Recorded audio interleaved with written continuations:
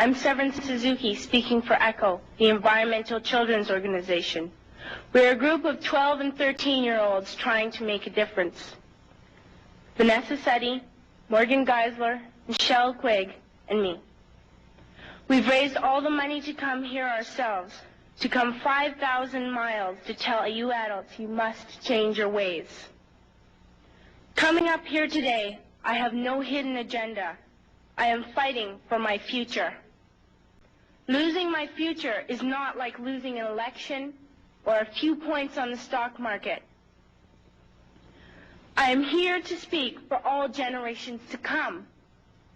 I am here to speak on behalf of the starving children around the world whose cries go unheard. I am here to speak for the countless animals dying across this planet because they have nowhere left to go. I am afraid to go out in the sun now because of the holes in our ozone. I am afraid to breathe the air because I don't know what chemicals are in it. I used to go fishing in Vancouver, my home, with my dad, until just a few years ago we found the fish full of cancers. And now we hear of animals and plants going extinct every day, vanishing forever. In my life, I have dreamt of seeing the great herds of wild animals, jungles and rainforests full of birds and butterflies. But now I wonder if they will even exist for my children to see.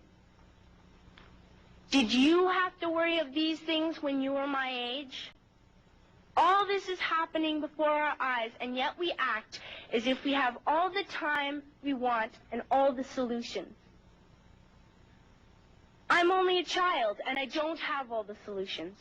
But I want you to realize, neither do you. You don't know how to fix the holes in our ozone layer. You don't know how to bring the salmon back up a dead stream. You don't know how to bring back an animal now extinct. And you can't bring back the forest that once grew where there is now a desert. If you don't know how to fix it, please stop breaking it. Here, you may be delegates of your government, business people, organizers, reporters, or politicians, but really, your mothers and fathers, sisters and brothers, aunts and uncles, and all of you are someone's child. I'm only a child, yet I know we are all part of a family, 5 billion strong. In fact, 30 million species strong. And borders and governments will never change that. I'm only a child, yet I know we are all in this together and should act as one single world towards one single goal. In my anger, I am not blind, and in my fear, I am not afraid of telling the world how I feel. In my country, we make so much waste. We buy and throw away, buy and throw away, buy and throw away, and yet northern countries will not share with the needy. Even when we have more than enough, we are afraid to share. We are afraid to let go of some of our wealth. In Canada, we live the privileged life, with plenty of food, water, and shelter. We have watches, bicycles, computers, and television sets. The list could go on for 2 days. 2 days ago, here in Brazil, we were shocked when we spent time with some children living on the streets. This is what one child told us. I wish I was rich.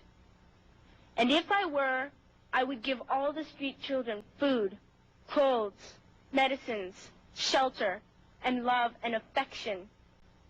If a child on the streets who has nothing is willing to share, why are we who have everything still so greedy? I can't stop thinking that these are children my own age, that it makes a tremendous difference where you are born. That I could be one of those children living in the favelas of Rio.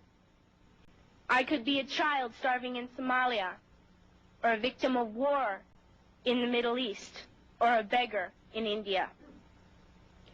I am only a child, yet I know if all the money spent on war was spent on finding environmental answers, ending poverty, and finding treaties, what a wonderful place this earth would be. At school, even in kindergarten, you teach us how to behave in the world. You teach us not to fight with others, to work things out, to respect others, to clean up our mess, not to hurt other creatures, to share, not be greedy. Then why do you go out and do the things you tell us not to do?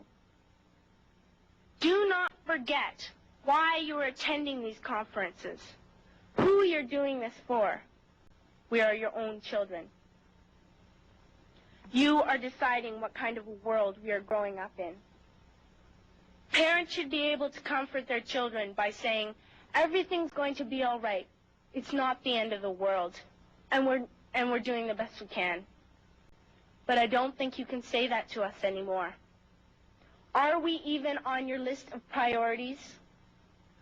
My dad always says, you are what you do, not what you say. Well, what you do makes me cry at night. You grown-ups say you love us, but I challenge you, please, make your actions reflect your words. Thank you.